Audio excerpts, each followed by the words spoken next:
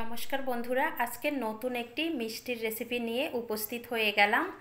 আজকে আমি সুজি দিয়ে ভাজা মিষ্টি তৈরি করে দেখাবো। আর এই মিষ্টিটা কিন্তু খুবই সফট এবং রসালো হয়। বানানোটা খুবই ইজি আর কম সময়ের মধ্যেই কিন্তু এরকম সুন্দর একটা মিষ্টি আপনারা তৈরি করতে পারবেন। চলুন মূল রেসিপিতে চলে যাই। সুজির মিষ্টিটা তৈরি করার জন্য আমি এই যে প্যানের মধ্যে 2 কাপ পরিমাণ দুধ দিয়েছি। দুধটা জাল করা হয়ে গেছে। এ পর্যায়ে এখানে দিয়ে দিলাম স্বাদ মতো লবণ। লবণটা দিয়ে একটু নেড়েচেড়ে নিয়েছি।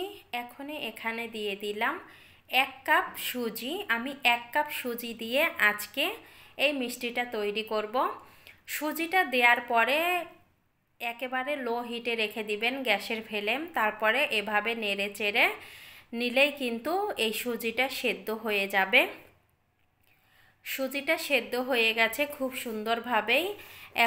আমি এই সুজিটা নামিয়ে নিব চুলা থেকে আমি নামিয়ে ঠান্ডা করে নিয়েছি। একেবারে ঠান্ডা না, কুসুম গরমের চাইতে একটু বেশি গরম আছে। এ পর্যায়ে হাত দিয়ে ভালোভাবে মথে নিতে হবে। আর এখানে একটা কথা বলি, সুজিটা যত ভালো মথে নেবেন ততই কিন্তু মিষ্টিগুলো সফট হবে আর ফেটে যাওয়ার সম্ভাবনা থাকবে না। এই তো ডোটা তৈরি করা হয়ে গেছে। আমি একটা পিঁড়ি নিয়েছি। পিঁড়ির উপরে দিয়ে দিলাম একটু ময়দা। চাইলে আপনারা এখানে ময়দার পরিবর্তে কিন্তু তেলটা দিয়েও রুটিটা তৈরি করে নিতে পারেন। আমি মোটা করে একটা রুটি বেলে নিয়েছি।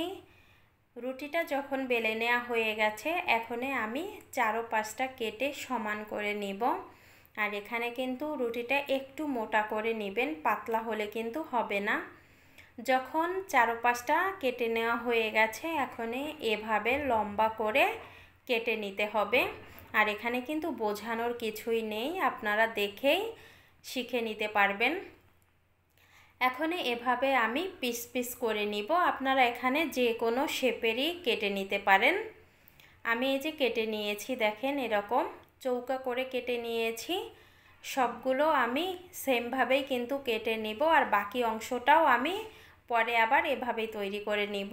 সবগুলো তৈরি করা হয়ে গেছে। এবার চুলায় চলে আসলাম। প্যানের মধ্যে আমি দিয়ে দিলাম 1 কাপ চিনি। 1 কাপ চিনিতে আমি দিয়ে দিব 1.5 কাপ পরিমাণ জল।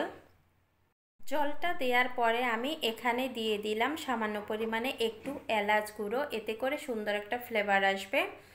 এই তো চিনির শিরাটা জাল করা হয়ে গেছে। 3বার বলক তুলে নিয়েছি, তাতেই হয়ে গেছে। এই মিষ্টিগুলো ভাজি করার জন্য তেলটা গরম করে এক এক করে মিষ্টিগুলো দিয়ে দিলাম। আর এখানে একটা কথা বলি, এই তেলটা কিন্তু গরম করে তারপরে দিবেন। হালকা গরমে দিলে কিন্তু মিষ্টিগুলো ফেটে যাবে।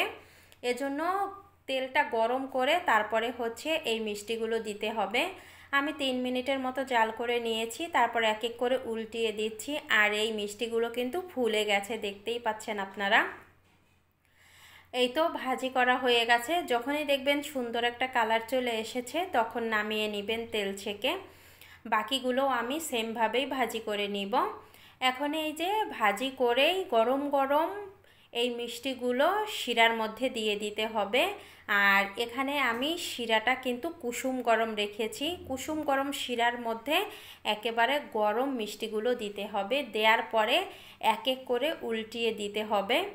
বাকিগুলোও ভাজি করে নিয়ে এসেছি, সবগুলোই আমি দিয়ে দিলাম মিষ্টির শিরার মধ্যে। এবার ঢাকনা দিয়ে ঢেকে আমি 1 ঘন্টা পরে আসতেছি।